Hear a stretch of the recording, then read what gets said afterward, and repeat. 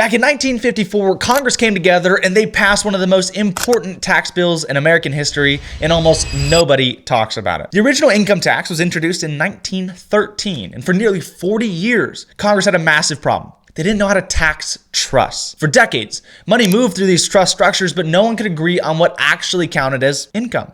There was no clear rule, no consistent framework. So in 1954, Congress came together and they stepped back in. They passed what we now call Subchapter J of the Tax Code. On the surface, it looks boring. It's just the section that talks about trusts. But buried inside of Subchapter J was a quiet admission. Congress admitted they couldn't define income inside of irrevocable trusts on their own. So instead of forcing a federal definition, they made a different choice. They said, hey, we're just going to follow fiduciary law. In plain terms, it means the rules of the trust and the law of the state come first. The federal government comes second. That single decision changed everything. Because now, trust income wasn't being defined by politicians or federal agencies. It was being defined by the fiduciary of the trust, the trustee. And Congress understood exactly what they were doing. They understood trusts because they used them. They were trustees of family trusts and estate trusts, long-term structures designed for generations. This wasn't about breaking the law. It was about writing the law around their fiduciary structures. That's why this history makes people uncomfortable, because most people were taught that the IRS decides everything. And while that is typically true, it's not what Congress wrote in 1954. Subchapter J doesn't just belong to politicians, it belongs to fiduciaries. And fiduciary law doesn't care who you are, it cares how something is structured. Since then, this chapter has been sitting in the tax code